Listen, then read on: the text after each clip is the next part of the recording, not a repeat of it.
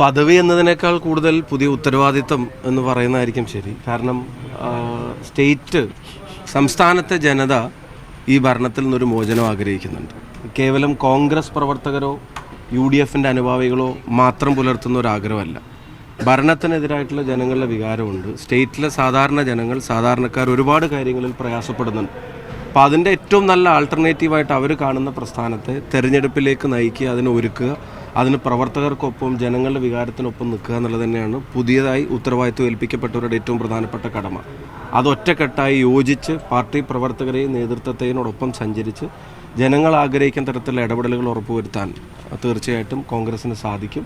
ഇതൊരു നല്ല ടീമായിട്ടാണ്, ഒരു ഇൻഡിവിജ്വലിസ്റ്റിക് അല്ല ഈ പ്രഖ്യാപനങ്ങളൊന്നും.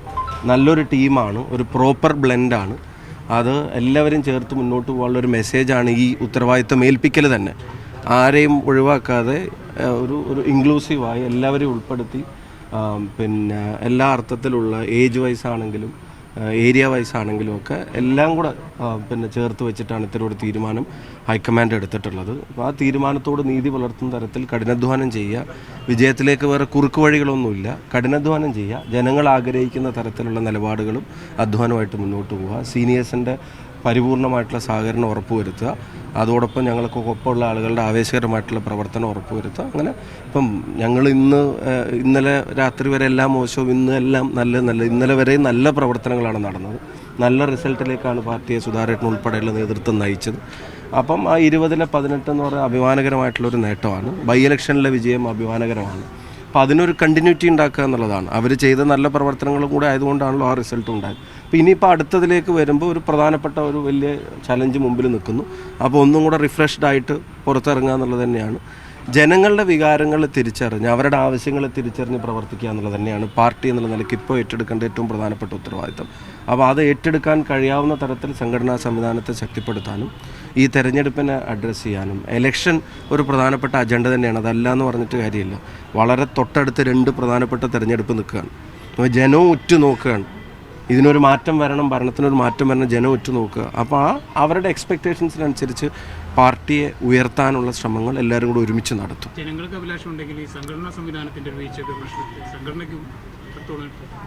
അല്ല, ജനങ്ങൾക്ക് അഭിലാഷമുണ്ട്, അതന്നെ പ്രധാനമാണ്. ഞാൻ പറഞ്ഞല്ലോ, അവരുടെ എക്സ്പെക്റ്റേഷൻസിനനുസരിച്ച് സംഘടനാ പ്രവർത്തനവും സംവിധാനവും നിലപാടുകളും സംഘടനക്കകത്ത് ഐക്യവും ആ 4 കാര്യങ്ങളും ശ്രദ്ധിക്കുക എന്നുള്ളത് തന്നെയാണ്. അതൊരു ഉത്തരവാദിത്തം തന്നെ. ഞാനത് പദവി എന്നുള്ളതിനേക്കാൾ കൂടുതൽ റെസ്പോൺസിബിലിറ്റിയാണ്, ഒരു ഉത്തരവാദിത്തമാണെന്ന് പറയുന്നതിൻ്റെ കാരണം അതാണ്. അല്ല, ഇപ്പം നടന്നുകൊണ്ടിരിക്കുന്ന വർക്ക് അത്ര ഇപ്പം എല്ലാ വാർഡ് കമ്മിറ്റികളിലെയും ഫോർമേഷൻ കംപ്ലീറ്റ് ആയിട്ട് ഇലക്ഷൻ കേന്ദ്രീകരിച്ച് പൂർത്തിയായി കഴിഞ്ഞ എല്ലാ ജില്ലകളിലും അതിൻ്റെ കോഴിക്കോട് തന്നെയാണ് അതും ആരംഭിച്ചത്. എല്ലാ ജില്ലകളും അതിൻ്റെ കൺവെൻഷൻ, അവർക്ക് അതിൻ്റെ ട്രെയിനിങ്ങും ടാസ്കും കാര്യങ്ങളും അതിൻ്റെ വർക്കുകൾ നടക്കുന്നുണ്ട്.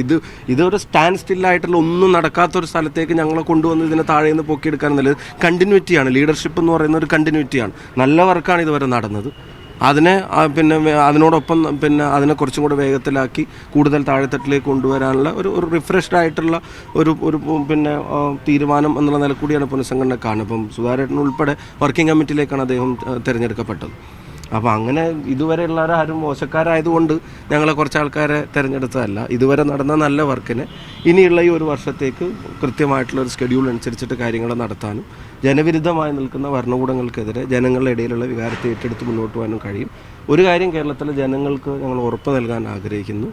ജനം ആഗ്രഹിക്കുന്ന ഹാർഡ് കോർ പാർട്ടി ലൈനിലുള്ളവർക്ക് അപ്പുറത്തേക്ക് നിഷ്പക്ഷമായിട്ടുള്ള നാട്ടിലെ പൊതുജനം, ഇവിടുത്തെ യുവത, സ്റ്റേറ്റിൽ തുടരണമെന്ന് ആഗ്രഹിക്കുന്ന ചെറുപ്പക്കാരുൾപ്പെടെയുള്ള ആളുകൾ ആഗ്രഹിക്കുന്ന ഒരു മാറ്റത്തിലേക്ക് കേരളത്തെ നയിക്കാൻ അവരുടെ ശബ്ദമായി പാർട്ടി പ്രവർത്തിക്കുന്ന ഉറപ്പുവരുത്താനുള്ള ശ്രമം ഞങ്ങളുടെ ഭാഗത്തുനിന്ന് ഒറ്റക്കെട്ടായിട്ടുണ്ടാവും.